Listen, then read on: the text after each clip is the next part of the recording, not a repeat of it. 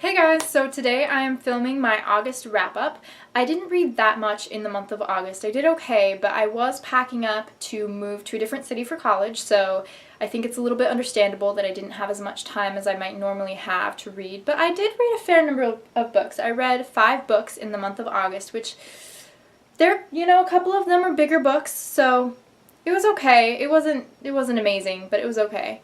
The first book I read in the month of August is The Queen of the Tearling by Erica Johansson. Now, to begin with, the cover of this book is one of my favorite covers that I have purchased in recent months. It's just shiny and beautiful. I actually read an ARC copy of this book though, so it didn't have this cover, which is why I purchased this book, was to have the cover, even though I'd already read the book. But yeah.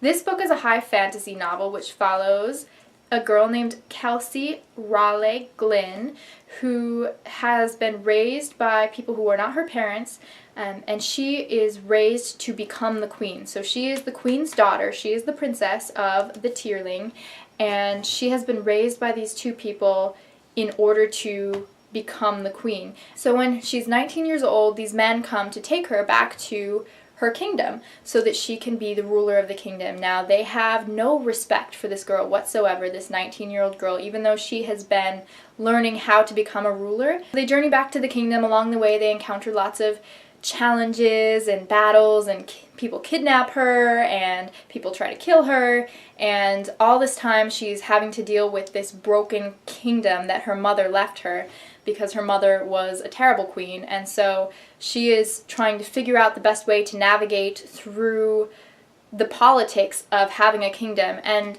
a lot of people gave it really bad reviews. They said that it wasn't a good fantasy novel, that it was too predictable or just not very good. And so a lot of people really ranted about this book and said it was terrible. I want to say that I liked it. I didn't love it, but I liked it. I enjoyed reading it. I didn't get bogged down at all in the story.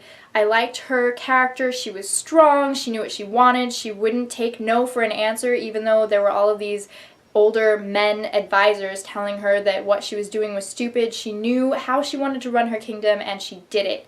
And I really respected that in her character. So that was the first thing that I wanted to say. That being said, I haven't read a lot of high fantasy novels, so I can't really compare it very well to other novels of this genre. I understand if you disagree with my opinion, basically. One thing that I am disappointed about in this book, though, is not actually anything to do with the story, other than the fact that it didn't end. This book says right here, a novel, which generally means one book. So when I picked this book up, I thought that I was only going to be reading one book, and I was so excited because I'm not a big series fan. I read series, but I find that I like standalones much better. So the fact that this was going to be a standalone really excited me. It was a fantasy standalone, which is so rare. And so I picked it up and I read it, and then I got to the end and it wasn't the end, and I was confused. So I went online, I did some research. It turns out that this is going to be a trilogy. So that idea went out the window. I will say that I am planning on reading the second and third books when they come out, which will probably be a while because this one was just released in August. So I read it a little bit before it was released and then picked up my own copy once it was released. Overall, I would give this book a 4 out of 5 stars. The next book that I read in the month of August was If I Stay by Gail Forman.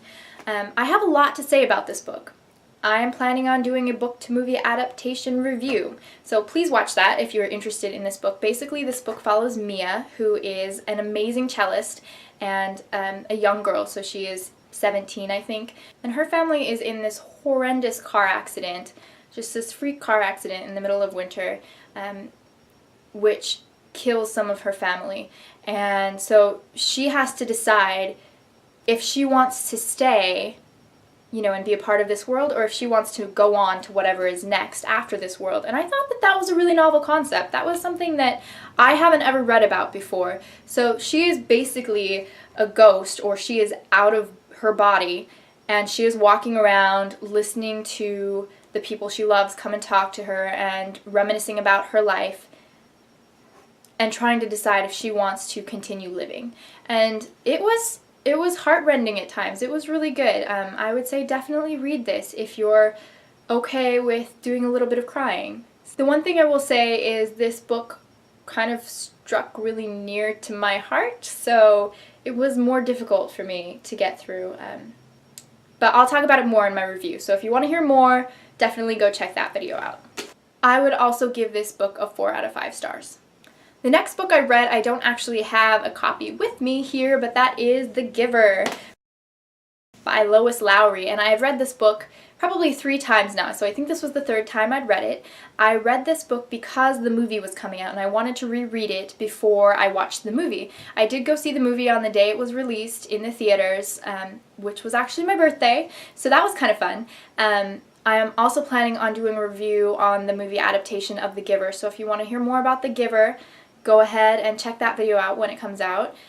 Basically what I want to say about The Giver is it's one of the first dystopian novels, and Lois Lowry did an incredible job with the book. It was really well done. It was super short. It's one of those really skinny books, so you can read it in one day if you have a weekend day and you have a couple of hours to spare, and it's definitely worth a read. I give that book a 4 out of 5 stars. I don't love it. It's not my favorite book, but I did really enjoy it.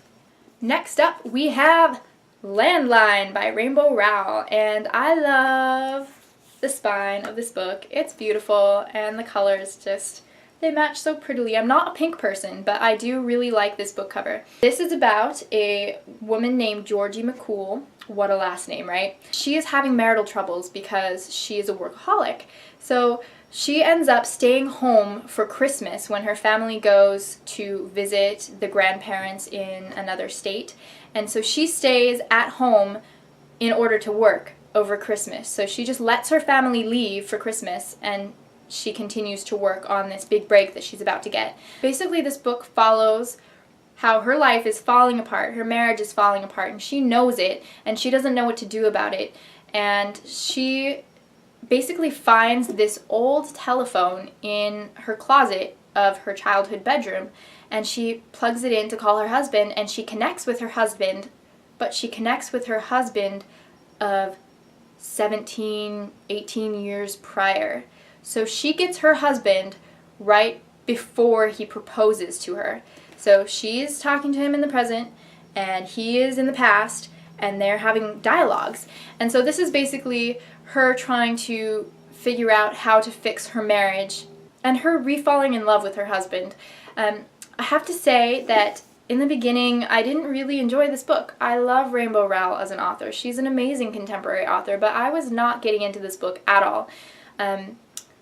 But then, probably about halfway through it, I started liking it more. When she started talking to Neil of the past, so her husband more like my age, I got more into it. There were flashbacks back to when she first met her husband, how they initially fell in love. And so that was a little bit more relatable for me. To begin with, though, I was having a hard time relating to the character because she was significantly older than me. But it's always good to step out of your comfort zone and try to understand people who aren't yourself. Overall, I think I would also give this book a 4 out of 5 star rating, which, you know, it's good. I liked it. I would recommend it. Go read it. Rainbow Rowell is awesome. Speaking of Rainbow Rowell, I read Fangirl after I read Landline. So I just went from one Rainbow Rowell book to the next. This one I liked more than Landline, but less than Eleanor and Park. So this is the 3rd Rainbow Rowell book that I've read, and it was in the middle for how much I liked it. I had a hard time getting into this one again. I don't know what it is with the last 2 Rainbow Rowell books, but the first third of the book or something was just hard for me to get into, although this character was much more relatable. It follows this girl named Kath, and she is a twin.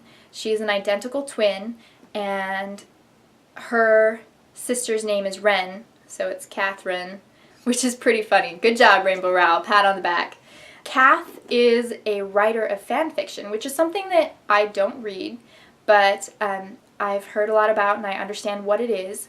And so Kath writes fan fiction, and this is the story of her going to college and her sister basically parting ways with her and not being a part of her life in college. So she is alone at school, and she's always had a built-in best friend.